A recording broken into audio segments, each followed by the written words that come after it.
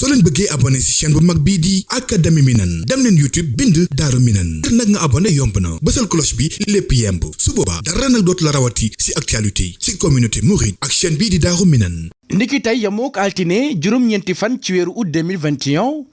équipe bu Académie Minane TV daa dina demoon ci université bu Cheikh Ahmadou Bamba bi nga xamee ni moom la Serigne Mountakha Mbacké xalif général des Mourides di taxawal ci dëkk bu sell bii di Touba ngir daal di saytu tolluwaayu liggéey bi nga xamee ni moom la fi waa Touba Matériaux di amal ci njiitu Abdou Lahad Ka maire de la commune de Touba. ba ñu yegsee daal dinañu séq waxtaan bu am solo ak ki nga xam ne mooy Ahmed Thiam nekk directeur des travaux de Touba Matériaux ci biir université bu Cheikhul Khadim. asalaamaaleykum wa rahmatullah man la Ahmed Thiam directeur des travaux de Touba Matériaux ingénieur génie civiliste. moom mii daal dinañu xamal waxtu wi nga xamee ni ca la ñu dooroon liggéey bi nga xam ni moom la waa Touba Matériaux di amal ci bile université. effectivement liggéey bi pose première pierre bi mi ngi nekkoon le 5 décembre 2018 mais préalable yi nag moo taxoon ci disponibilité terrain bi ak plus maintenant saytuwaale suuf si lan la atteindre ak lan la man ak it les plans d'exécution muy plan béton armé ak yooyu moo tax ñi ngi tàmbali liggéey bi le 6 mai 2019 pour un programme de 2 ans. ba tey it ñëw na ci ni nga xamee ni noonu la liggéey bi di évoluer saa yu ne ak bâtiment bu ci nekk ban taxawaay lay am ci biir université bi. liggéey bi moom ni muy évoluer mooy que ni instant bi toll nii moom au préalable donc dañ jël liggéey bi teg ko ci loxol Abdou Lahad Ka muy Touba Matériaux donc mu jël ay programme am teg yoo xamante ni da ko basé wu sur les ingénieurs yi nga xamante ni ñoo fi nekk ak conducteur des travaux yi ak chef de chantier yi ak chef d'équipe yi mu nekk programme boo xamante ni planning lañ ko defal ko plan d'action moom it mu suivre approvisionnement bi. ci biir loolu dafa nekk université boo xamante ni donc c'est un ensemble bi yëpp dañ ko diviser en 7 zones yoo xamante ni dafa am partie boo xamante ni partie administration la nga xamante ni fa la rectorat ba nekk fa la bibliothèque yi nekk fa la kër xasida yi nekk fa la jumaa ji nekk fa la it aussi poste de santé bi nekk mu am it nag beneen partie boo xamante ni muy deuxième zone bi nga xamante ni mooy institut coranique bi nga xamante ni foofu fa la ndaw yi tàmbalee nga xamante ni dafa am ay salle d'étude am ay dortoir am ay réfectoire yooyu yëpp dafa dañ ko ci dugal ginnaaw loolu it ñu am nag benn intermédiaire boo xamante ni mooy diggante école coranique bi ak université bi muy zone majalis boobu sax xam naa dinañ ci dellusiwaat parce que zone la boo xamante ni moom la xalif bi gënoon a teg bët te it bi Touba Matériaux di tàmbali da ko ne woon nag tàmbalee foofu muy majalis bi nga xamante ne fa la ñuy tàggate xale yi pour ñu mën a yeewu jóge ci étape enfantin pour dem ci étape bu adulte donc muy majalis boo xamante ni moom it d'ailleurs sax bâtiment bi gën a rëy ci université bi fa la nekk muy benn bâtiment boo xamante ni nekk na 4800 mètres carrés donc ak ay yeneen bâtiment yi muy ànd ak ay restaurant yu demee noonu bon ginnaaw loolu it aussi mu am institut nag UFR sciences islamiques et langue arabe nga xamante ni foofu moom lu war a mat ñeenti bâtiment ña nga fa ay salle d'études yoo xamante ni salle d'études yu mag lañu yoo xamante ni benn bu ci nekk ay 2800 mètres carrés la nekk 3 niveaux it fa la amphithéâtre bi nekk 1500 places nekk it aussi donc zone la boo xamante ni dafa rëy trop donc nag ginnaaw loolu am na fi nag centre de formation boo xamante ni aussi intégré nañ ko ci biir université bi bu bokkul nag ak UFR yi nga xamante ni pour affaire agronomie alimentaire tout ça. bile université toll ci 24 hectares moom Ahmed Thiam di ñu xamal ne ëppee na université bu Dakar ñett wala ñeenti yoon. université la laal boo xamante ni ñu ngi ko bâtir sur 24 hectares donc mën naa ni ëppee na université bu Dakar ñetti yoon wala ñeenti yoon donc c'est pour dire rek l'ampleur de cette université donc zone yooyu nag mooy zone yi nga xamante ni mooy différents zone mais nag bàyyi nañ fi réserve boo xamante ni à tout moment nag nga xamante ni dafay am nag suivant la nouvelle technologie benn modélisation boo xamante ni bu bees la wala benn institution boo xamante ni bu bees la ñu war ko intégrer yooyu yëpp prévoir nañ ko parce que dafa nekk université boo xamante ni c'est l'université du futur. boobu la liggéey ñu xayma woon ko ci 37 milliards mi ngi ñuy xamal ne loolee ab prévision la woon ndax saa yu ne dañuy xool nu mu gën a dëppoo ak jamono ñu daal di koy defee noonee ngir daal di dab bëgg-bëggu sëriñ bi loolee waral saa yu ne changement day am ci liggéey bi. liggéey bi yëpp ñu ngi ko xayma sur un montant de base de 37 milliards 500 mais nag comme tout travaux it aussi il faut ñu xam ni que it aussi mën nga xayma mu nekk prévision mais mën na yées mais comme mën na yokkit mais fii nag ci sens yokk moom xam naa ni la jëm dans la mesure où suuf si dafa nekk suuf soo xamante ni biñ ko réserver pour bañoon ñu yàq suuf si wala pour bañoon ñu séddoo suuf si dañu jëloon lu mel ni ay chinois def fi jël lu mel ni ay maawu rahmati pour defar ndox mu neex def fi te yooyu yëpp dafa nekk yoo xamante ni dafa am ay agression yu muy def ci nature sol bi parce que boo jëlee lu mel ni ndox mu neex nga jël ndox bu naqari bi mu ñëw di ko transformer di ko seggaat di ko pour def ko ndox mu neex day am bu jëlee litre ndox maanaam 100 litres ndox yu mu jël rek mën naa ni 70 litres yi mooy nekk ndox mu neex mais 30 litres yi day nekk ndox moo xamante ni xorom si day saf-sàpp ba kenn du ko mën a jariñoo te 30 litres yooyu dañ koy tuur si suuf ce qui fait que pendant nag loolu war a toll ci ay fanweeri at ñu di ko def ci ñu di ko tuur fii ba nga xamante ni nag donc amoon na agression saline boo xamante ni il fallait maintenant ñu nettoyer terrain bi donc nag ci biir loolu nag it aussi dafa nekk loo xamante ni bâtiment normal ñu ngi koy def sur 80 centimètres maximum 1 mètre 20 profondeur bu fekkente ni suuf si normal na baax na mais fii bi ñu demee ba indi fi ñi nga xamante ni seen xel dafa nàcc ci lu jëm ci gëstu suuf muy service bi nga xamante ni ñoom ñoo étudier suuf si ñoom bi ñu ñëwee xool ko jàpp nañ ni ba kara ñuy àgg 2 mètres suuf si nekk na suuf soo xamante ni daal du baax pour mën a yenu li nga xamante ni moom lañ fi bëgg a def donc il fallait que ñu wàcc ba 2 mètres 50 à 3 mètres 50 pour mën a daj suuf su baax ci doog a def foofu fondation bi teg ci bâtiment yi li ci des yëpp am na si suuf soo xamante ni dañ koy tonniwaat génne ko jël beneen suuf it dolliwaat ci donc yooyu yëpp dafa nekk loo xamante ni dafa impacté ci travaux yi ginnaaw bu loolu weesoo it aussi am na ci cours travaux yi it aussi dañuy dem ba ci biir ñu woo benn spécialiste bu jógee soit fii ci biir réew mi nag rawatina nag ay doomi murit yoo xamante ni ñu ngi ci biir réew mi wala ñu génn réew mi dem jéggaan mais bu ñu delsee jaayante ak sëñ bi ñëw indi seen xalaat bu ñu xoolee seen xalaat mu nekk xalaat boo xamante ni dafa méngoo ak technologie bu bees bi dañu obligé adapté wu ci loolu exemple bi ma lay jox mooy lu mel ni restaurant yi nga xamante ni dañ ko defar plan yi liggéey ko ba muy waaj a àgg mais bi ñu demee ba ci biir gis nañ ne avec la nouvelle génération avec la nouvelle technologie il fallait ñu am ay aménagement yoo xamante ni dañ koy def surtout du côté de la partie cuisine chaude donc yooyu yëpp dafa nekk yoo xamante ni buñ koy def it ay modification la yoo xamante ni dañ ko ci apporté waat mais lu mu ci mati doon it ñi ngi toll nag ci phase boo xamante ni instant bi nga ñi ngeen toll nag ngeen ñëw mooy phase boo xamante ni ci lañ toll pour def réactualisation du projet pour mën a xam exactement lii la ñu prévoir woon lii mooy li nga xamante ni moom lañ fi jot a def lii nga xamante ni nag dafa nekk loo xamante ni dañ ko ci rajouté mais pour l'instant moom ñi ngi ci étude boobu la. liggéeyu université bi yaatal nañu ko ba kenn ku ci nekk boo ñëwee man cee sasoo lenn ngir liggéey bi mën a gën a jëm ca kanam. financement bi daf ci am financement boo xamante ni lii dafa nekk ci côté Touba Matériaux am loo xamante ni li ci des dafay nekk ci côté maître d'ouvrage am ci loo xamante ni dafay nekk ci opérateur économique yi. Je m'explique c'est-à-dire que bi sëñ bi ñëwee jël programme bi dafa jëloon programme bi yëpp teg ko ci Touba Matériaux mais dem nañ ba ci biir gis nañ ni am na ñoo xamante ni am nañu Pastef te am nañu volonté pour ñëw joxe montant yoo xamante ni dafa xaw a bari lu mel ni opérateur économique yi sëriñ bi ak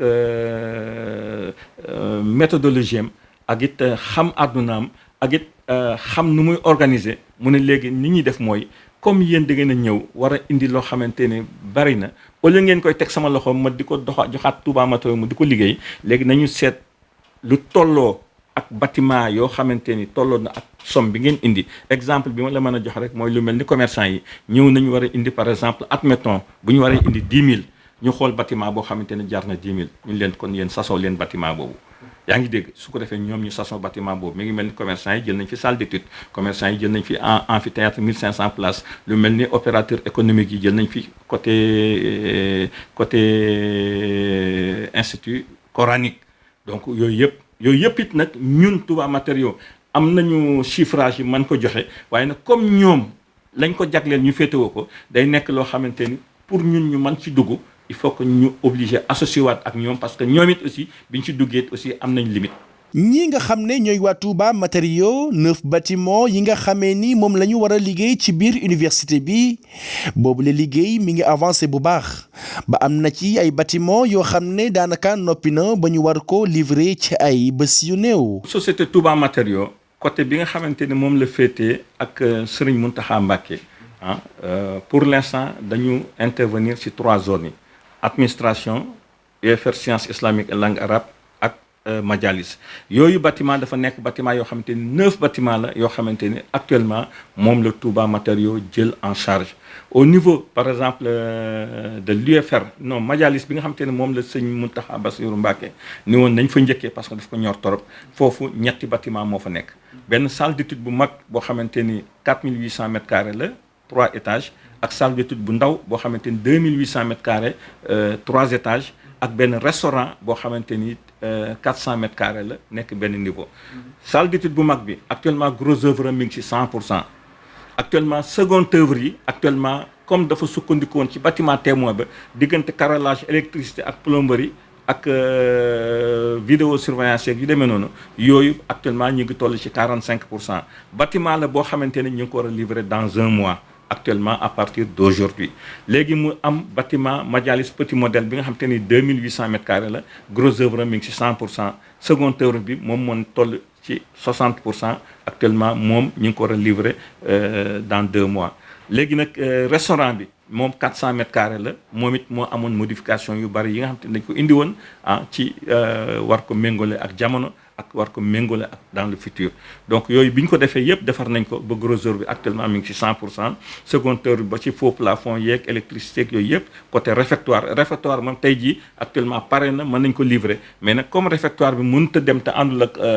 partie cuisine bi moo tax cuisine bi moom lay xaar moom it programmé nañ ko ci 1 mois bi. léegi nag ginnaaw loolu ñu dem nag ci li nga xamante ne moom mooy zone UFR islamique et langue arabe foofu ñeenti bâtiment ñoo fa nekk yoo xamante ne fa la bâtiment témoin nekk foofu actuellement dans 15 jours dañu war a livrer ñetti bâtiment yi ay bâtiment wu 2800 mètres carrés la yoo xamante ni 3 étages la ay salle d'étude rek la nag nga xamante ni rez-de-chaussée bi am na lu toll ci 4 salles d'étude ak 12 bureaux premier étage noonu deuxième étage noonu troisième étage noonu donc plus maintenant nag laboratoire yeeg salle de réunion yi donc bâtiment la boo xamante ni lu mu gàtt 3 fois 4 12 salles d'étude yoo xamante ni salle d'étude bu nekk dina mën a contenir am na ay salles d'étude yu mag la moitié les 12 les 6 ay salles yu mag lañu les 6 ay salles yu ndaw lañu salles yu mag yi dina jël 100 étudiants salle yu ndaw yi dina jël 50 étudiants donc foofu ci plus maintenant nag ni nga ko waxee encore amphithéâtre bu 1500 places bi amphithéâtre bu 1500 places bi moom le gros œuvre am toll ci 80%. seconde œuvre bi actuellement ñoo ngi ci mais du côté UFR sciences islamiques et langue arabe tey jii dans 15 jours dinañ fa livrer 3 bâtiments yoo xamante ni pare nañu léegi nag mu des nag amphithéâtre bi. léegi na nga doog a ñëw nag ci zone administration foofu Touba matériaux mi ngi fa war a liggéey ñaari bâtiment mooy le rectorat bi nga xamante ne mooy administration université bi boobu gros œuvre am 100% la léegi li nga xamante ne moom moo ci des moom mooy seconde œuvre bi te seconde œuvre bi li ko xawoon a tardel sax mooy comme li ma la wax sànq rek ni la dañuy apporter toujours ay amélioration parce que amélioration yi moo tax ba fi mu nekk ni bâtiment la boo xamante ni dafa nekk ci kanamu université bi te bu jugee ba ci kaw taxaw it aussi façade principale dafa jàkkaarloo directement ak jumaa ju mag ji nga xamante ni mooy jumaa Touba bi nga xamante ni foofu nag ñu ne nag léegi nag au lieu que ñu di ko def ay murs aveugles léegi nañ trouver la nouvelle technologie muy def ko ay murs rideaux vitrés ba nga xamante ni ku nekk ci biir bâtiment bi ki nekk ci biti bu ñu neexee ñu def volet yi ki nekk ci biti du la gis bu la neexee nga dindi volet yi ki nekk ci biti di la gis mais yow nga xëcc volet ak nga bañ a xëcc volet yow mi nekk ci biir lu xew ci biti da nga koy gis donc da ngay jàkkaarloog jumaa ji yooyu yëpp ay méthodologie la yoo xamante ni ay technologie la yoo xamante ni dañ ko ci apporter moo tax mu am tuuti financement boo xamante ne xëy na supplémentaire lay doon mais nag c'est acceptable sur un projet léegi nag mu des nag bibliothèque ba bibliothèque bi moom mi ngi nekkoon 4 niveaux non 6 niveaux nekk 12000 mètres carrés léegi ñu mujj wàññi ñaari niveau yi indi ko ba 8000 mètres carrés ñaari niveau yi nga xam te ne moom lañu dindi moom lañu yóbbu ci kër xasida yi boole ko ak programme ba pour mu nekk bâtiment boo xamante ni ñaari bâtiment lay doon nga xam te ne dañuy war a identique seq rectorat bi nga xamante ne pour mu def benn vitrine phare de l'université pour mën a am benn image boo xamante ni image comme ni ko sëñ Mountakha Bassirou Mbacké bëggee nga xamante ni si seen ginnaaw juste fi la amphithéâtre bi nekk moom it ñëw nekk benn bâtiment boo xamante ni dafa xaw a nuru daal maanaam comme ni université bi nuroo loxo ni la université bi bindoo nga xamante ni ay yoon lañ ko def nii nga xamante ni nag zone yi ma leen doon wax mooy nag donc zone 1 zone 2 zone 3 zone 4 zone 5 comme loxo nii la bindoo nag léegi nag ce qui fait que nag amphithéâtre bi moom day ñëw taxawee nii moom amphithéâtre bi fi mu nekk nii li nga xamante ne xaw nañu jaaxal sax ñun tuuti mooy que ni biñ koy liggéey ak ba bi ñuy def conception bi nga xamante ne architecte yi xanaa ñoom peut-être ñàkkul xëy nañu sóoraale ko te ça m'étonnerait mais actuellement nekk na architecture boo xamante ne non seulement dafa doy waar mais da ngay yéeg ci kaw amphithéâtre bi mais da ngay jàkkaarloo net ak jumaa ji nga xamante ni rectorat da lay féete sa côté droite bibliothèque féete la sa côté gauche mu nekk daal loo xamante ni lu doy waar la te it amphithéâtre bi aussi bari na lu ñu ci modifié parce que la preuve en est que 1500 places yoo xamante ni organisé wu nañ ba nga xamante ni sur le plan phonique ki toog ci kanam ak ki toog ci ginnaaw ñoo yem même degré bi ñuy déggee professeur bi taxawee di wax te it aussi ni ñu toogee moom 1500 personnes yi kii mën naa toog fii professeur bi di jàngale en arabe kii toog fi bës bouton ci wetam di ko dégg en wolof kii toog ci wetam bës bouton di ko dégg en anglais kii toog ci wetam bës bouton di ko dégg en français. ci biir amphithéâtre bi organisé wu nañu ba nga xamante ni te yooyu yëpp it nag amu ci lenn loo xamante ni def nañ ko te nekkul loo xamante ni dañuy jékki-jékki ba mu yàgg ku mel ni xalif général daal di woote. daal di laajte nangam ak nangam ak nangam ñu ne ko loolu de prévoir ñu ko woon sëñ bi waaye nag it mën naa nekk wala mu jékki-jékki daal di xalaat loo xamante ni bu ko waxee ñu ni ko léegi dinañ ko étudier donc moo tax ci affaire traduction instantanée bi loolu xalaat la boo xamante ni ci diggante Abdou Lahad Ka ak xalif général la jóge nga xamante ni pour nit ki mën a toog professeur bi di wax en arabe nit toog nii di ko dégg en arabe ki toog ci wetam bés bouton di ko dégg en wolof ki toog ci wetam bés bouton di ko dégg en anglais keneen toog di ko bés ko di ko dégg en français te it aussi ci biir loolu des na beneen affaire mooy que nit aussi vice versa mën na ñëw parce que mën nañu ñëw ba nga xamante ni cours bi ñu war a joxe tey jii spécialité la boo xamante ni ki ko war a def c'est un arabe wala c'est un espagnol wala c'est un ma ba États-Unis te cours bi mënta ñàkk ci programme xale yi mais bu boobaa ñu def ko vidéoconférence boo xamante ni xale yi dañuy toog en 3D jàkkaarloo ak tableau bi nga xamante ni tableau numérique lay doon mu mel ni que professeur bi mi ngi ci biir salle bi ak ñoom di def ay gestes mag di wax ak yu demee noonu jàkkaarloo moom it ak élèves yi nga xamante ni étudiants yi nga xamante ni dara du ko ci ump donc loolu it yëpp dañ ko ci instauré waat ci biir liggéey bi. moom Ahmed Thiam directeur des travaux de Touba Matériaux andi na ay leeral ci ñi nga xamee ni ñooy taxaw liggéey bi saa yu ne di ko ànd ak ki nga xam ni mooy Abdou Lahad Ka maire de la commune de Touba. foofu moom dafa nekk zone partie boo xamante ni déjà dama yaakaar ni sëñ Mountakha Bassirou Mbacké la tax mu tànn Abdou Lahad Ka moo koy répondre lu tax mooy lan Abdou Lahad Ka da di doomu Touba di doomu Daara sëñ Abdou Lahad mu mag mi nga xamante ni wax dëgg yàlla suñu yaakaar la it nekk koo xamante ni daanaka moo ko uuf jox ko aw tur bi mu màggeet mu yaral ko boppam te it foofu am na tuuti mystique boo xamante ne xaw nañu jaaxal it parce que Abdou Lahad Ka sëñ Abdou Lahad Mbacké moomu daanaka moo réservé woon terrain bi mu réservé terrain bi loolu ma 30 ans xalif général yu bari jaar nañ fi mais terewul bi sëñ Mountakha Bassirou Mbacké ñëwee nga xamante ni liggéey bi jot na dafa wàññeeku jëlaat Abdou Lahad Ka moomu wóolu ko teg ko ci kanam bi mu ko tegee ci kanam it aussi ni ko nag li ma bëgg nga xamante ni nag dama bëgg liggéey bi wóolu daal teg ko sa loxo mais dama bëgg nga teg ko ci xam-xam ba mu ko nee nga teg ko ci xam-xam rek la wàccoo ak moom ci la Abdou Lahad Ka daal di commencé jéggaani dem wuti laboratoire boo xamante ni bëgg na ciment bi ak béton bi ak fer bi amu ci lenn loo xamante ni dinañ ko fi def te ñi ko war a saytu wuñ ko muy benn. ñaareel ba mu dem indi centrale à béton boo xamante ni lañ daan wax bu njëkk ba góor peel jigéen palaat ñuy couler ay 20 mètres cubes par jour mu indi centrale à béton boo xamante ni dina confectionner 50 mètres cubes par heure ba pare nag indi ay tupi yoo xamante ni ñoom ñooy transporter béton bi indi pompe à béton boo xamante ni mooy jël béton bi ci suuf di ko yóbbu ca kaw donc yooyu yëpp ci côté logistique la mu wàññeeku it daal di dem njëkki Turquie jóge fa dem Espagne jóge fa dem Italie indi ay turc yoo xamante ni it ba mu leen indee dafa indi fii jël ay ingénieur génie civiliste ak ay ingénieur low technique yoo xamante ni ñoom seen wàll ñi ngi doog a commencé jamono bii mais bu njëkk ba génie civiliste yi ñoo fi nekkoon ak turc yi ak espagnol yi nga xamante ni ñoom ci seen wàllu bopp mu wàññeeku nag daal di woo communauté mouride communauté musulmane communauté sénégalaise daani leen na ñëpp ñëw képp koo xamante ni am nga tuuti xam-xam ci wàllu bâtiment bi ñu ñëwee aussi mu jël ay responsable sénégalais ak ay responsable turc maanaam ak ay étranger boole leen ak ñoom ba nga xamante ni pour mu mel ni que dafa commencé woon moom université bi ci biir liggéey bi ba nga xamante ni donc loolu moom moo doon organisation de base bi ba pare nag di demander nag ay planning di demander ay plan d'action ba pare moom topp ci ginnaaw ci approvisionnement bi ce qui fait que nag donc programme boobu bi ñu ko tegee ba nga xamante ni lépp tegu na ci biir yoon dañoo dem ba ci biir it ñu xool ni ouvrier yi nga xamante ni ñu ngi fi nekk ñoom ñëpp non seulement daanaka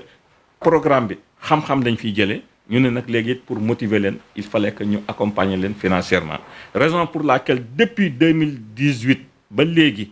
chantier bi chaque 15 jours ñu fay nit ñi chaque 15 jours ñu def état fay nit ñi ñëpp yenn saa yi ñu def fi beneen état boo xamante ni xëy na ñu def Mauritanie ñoo koy xam mooy li ñu naan nëgës xëlës c'est-à-dire que da ngay liggéey soo wàccee ñu yëkkati li nga fi am jox la ko parce que sëñ Mountakha Bassirou Mbacké aussi moom ci boppam it aussi bëggul jël benn ñàq boo xamante ni bokku ci te it tey jii li nga xamante ni man personnellement moom laa mën a seede mooy que ni programme bi ñu def gis nañ ni que ni parce que it umpale wuñu man mii ak yow ak kenn ku ne dañ laa sasoon 37500 37500 yooyu joxe nañ ko am na nag ñu joxe lu ko ëpp waaye ginnaaw bu ñu ko joxee bu ñu ko dajalee ba xayma ko mais gis nañ ni li fi sëñ bi def ëpp na li nga xamante ni mooy li ñu programmé kooku lu ñu leer ñun naññ la parce que nag li tax ñu wax ni leer nañ naññ ku mel ni académie Minam yéen ñii ak seen élément de base yi fi daan ñëw ci départ bi am na lu ngeen ci mën a seede am na it ñeneen ñoo xamante nit ñi ngi fi woon mooy communication Touba Matériaux bi nga xamante ni ñoom it dañ doon am lu ñu doon filmer parce que daf ci am ay travaux enterrés parce que travaux enterrés yi mooy li ma leen wax ci njëlbéen gi bâtiment yoo xamante ni da nga koy programmer superficiellement def ay fondation yoo xamante ni ci 80 ba 1 mètre 20 nga koy fondation yii nga wàcce ko ba ay 2 mètres 50 ki ay 3 mètres te yenn saa it aussi nga def rencontre d'obstacle yoo xamante ni il faut nga obligé woo service bi nga xamante ni ñoom ñooy saytu ñu ñëw defal la étude defal la examen wan la ni la lii nga rencontré suuf la boo xamante ni wala ban la boo xamante ni boo ci tegee bâtiment it bu ëllëgee dina def nii wala mu def naa donc na nga ko joxe ay solution daal te it loolu it mooy ci li sëñ Mountakha Bassirou Mbacké ni Abdou Lahad Ka teg ko ci xam-xam moo tax Abdou Lahad Ka jëlu ci benn risque boo xamante ni def na ko fi ci loo xamante ni ci teeyu bakkanam la lépp loo xamante ni rencontré na ko rek woon nañu spécialiste bi nga xamante ni moom moo ci xam dara mu ñëw ñu teg ko ginnaaw bu loolu amee aussi Abdou Lahad Ka dafay instauré nag ñaari bureau bureau boo xamante ni bureau administratif la ak bureau boo xamante ni bureau technique la comme fii ngeen nekk nii di bureau direction des travaux bi nga xamante ni bokkul ak direction technique bi dara donc parce que au niveau de la technique au niveau des études au niveau de certaines de certaines rencontres techniques yooyu dañu am li ñu naan le maître d'œuvre bi nga xamante ni ñoom ñoo defar seeni plan te it aussi defar architecture it am na ci loo xamante ni kenn mënu ko modifier te ñoom joxewuñ ci seen ndigal ñoom joxewuñ ci seen xalaat te ñoom it aussi nekk nañ ñoo xamante ni ñi nga accompagner entreprise bi d'une manière boo xamante ni accompagnement la boo xamante ni vraiment c'est très satisfaisant parce que it aussi au départ liñ naan nit ñoo xamante ni dañoo jékki-jékki rek ñëw daje ci benn chantier au départ collaboration bi war xëy na mënta yomb mais léegi dem nañ ba ci biir nag léegi nag collaboration bi léegi nekk na benn parce que xam nañ ni ñoo bokk benn jëmukaay muy Serigne Mountakha Bassirou Mbacké xam nañ ni ñoo bokk benn jëmukaay muy taalibe yi nga xamante ni mooy doomu murit yi nga xamante ni wala doomu sénégalais yi wala doomu islam yi nga xamante ni kenn ku ci nekk man am naa xarit boo xamante ni du murit waaye jël na participation dugal parce que nee na lii sëriñ bi dafa jël engagement di ko def mais war na képp koo xamante ni yaa ngi dund parce que ëllëg moom ci boppam nee na ma ay doomam ñi ngi fii Touba di fi évoluer ci wàllu alxuraan. daal dina sant Abdoul Ahad Ka ci taxawaay bu am solo bi nga xamee ni moom lay def ci liggéeyu université bu Cheikhul Khadim. sant nag kii nga xamante ni mooy Abdoul Ahad Ka Abdoul Ahad Ka mi nga xamante ne moom mooy directeur général PDG wu Touba Matériaux nekk na nit koo xamante ni mën naa ni autodidacte la. nit la koo xamante ni Serigne Touba ko yaral boppam Serigne ko Touba ko def li mu ko def te it aussi yabal ko nag sur le plan international parce que état sénégalais ñoo ko njëkk a gëm banque mondiale tegu ci mu wàññeeku sur le plan international lu ne def na ko avant que université bi di ñëw ba ci maire bi nga xamante ni moom mooy maire bi bâtiment bureau ba fa nekk liggéey na ko depuis plus de 25 ans toog loo ramat 15 ans ñu doog koy nommer maire. donc moom bâtiment bi muy toog actuellement muy bureau moom ay jamono dafa mel dañ ko yabaloon en tant que opérateur économique en tant que entrepreneur mu liggéey ko donc nag ba pare nag wàññeeku nag jaar université bii ñuy wax université Amadou Mahtar Mbow ba nekk Diamniadio te foofu ba mu fa jaaree aussi dafa am précision bu jara wax parce que foofa groupement la woon ci biir groupement bi moom 25% la fa amoon am ko amee 50% am keneen ko amee 25%. ce qui fait que nag donc foofu programme comme ni muy defee programme fii ci planning di ko def ci plan d'action yorewu ko woon loolu foofu ña yore woon 50% yi ñooñu ñoo doon def seen programme planning seen programme plan d'action moom mu ñëw ànd ak ñoom terewul nag daana joxe nag ay idées daan joxe ay conseils mais nag le groupement n'était pas obligé que li muy wax ñi di ko def. ce qui fait que nag donc moo tax yu ci bare yoo xamante ni mën nañ ko indil émission boppam mais fii moom sëñ Mountakha Bassirou daf ko wóolu jiite ko ci kanam donc nag mu jël affaire yi en main moo tax zone bii nga xamante ni muy parti yi mu yore mais mu taxaw ci nga xamante ni moo xam nu muy organiser ingénieurs yi xam nu muy organiser conducteurs yi xam nu muy organiser aussi la main d'œuvre étrangère yi nga xamante ni saa yu toogee ba gis ne que lii utilité la mu dem bitim réew indi leen. admettons jox la exemple ci li nga xamante ne moom mooy aluminium bi au départ ñi njëkk a jël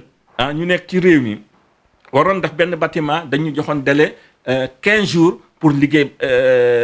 3 semaines pour liggéey benn bâtiment léegi nag moom ci boppam mu ni moom 3 semaines yi dafa ëpp ci moom il faut que ñu def ko ci 1 semaine mais dafa mujj dem ci biti jéggaan yi indi matériel ak ay formateurs yoo xamante ni dafa installé fii à Touba benn atelier aluminium de production boo xamante ni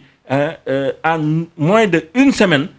dina liggéey benn bâtiment complet bu ñu ñëwee sur le terrain en 3 jours ñu monter ko mais nag terewul it nag boole na ci nag ay opérateurs économiques ñu mel ni ay ñoom Sam Diaw ñu mel ni ñeneen ak ñeneen ñoo xamante ni ay doomi murit lañu te it di yëngatu ci wàllu woowu su boobaa nag dina jël loo xamante ni yàkkamtiwul wala loo xamante ni aussi nag liggéey la boo xamante ni am na importance boo xamante ni il faut que doomu murit war ci barkeelu mu obligé loolu moom da koy jox ñi nga xamante ni ñoo nekk ci dëkk bi. moom Ahmed Thiam daal dina yëkkati ay kàddu yu cant ak ngërëm daal di koy jëmee ci liggéey bi nga xamee ni moom la waa académie Minane TV di amal saa yu ne ba liggéey bi dooree ba léegi. di leen xamal it ni organisation bi it nag aussi académie Minane it da cee jouer un grand rôle parce que tey jii it aussi ce n'est pas parce que vous êtes en face de moi mais tey jii it aussi bari na ci loo xamante ni couverture médiatique la depuis le début ba fii may wax ak yow donc ñoom la ñuy gis bis bu ne en dehors de la communication Touba Matériaux parce que nee nañ it aussi nag lu suñu neexit sama it da ciy bokk parce que dina ci am yenn saa yi loo xamante ni soit 2 heures du matin lay doon wala 3 heures du matin te informé wuñu académie Minane dañuy obligé jël communication Touba Matériaux en interne ñu jël ko mais nag toujours en symbiose en collaboration ak académie Daaru Minam comme tey jii nii ngeen dikkee nii kii di Mountakha Gabon comme nañ Mountakha Ndiaye mais Mountakha Gabon comme ni ñu ko xamee depuis le début ba fii ñuy toll nii en toute sincérité ce n'est pas pour lui lancer des fleurs mais c'est que ku def lu baax dañ ko war a wax ba nga xamante ni ñëpp dañ koy xam. wasalaam ñu ngi leen di sant di leen gërëm te di leen nuyu bu baax a baax te di leen xamal ni daal ñoo ngi fi à tout moment disponible daal comme ni ngeen disponible ci ñun jàppale ni noonu lañ disponible ci yéen. soo leen bëggee abonné ci chaîne bu mag bii di Académie Minane dem leen YouTube bind Daaru Minane ngir nag nga abonné yomb na bësal cloche bi lépp yemb su boobaa dara nag dootu la rawati ci actualité ci communauté mouride ak chaîne bii di Daaru Minane.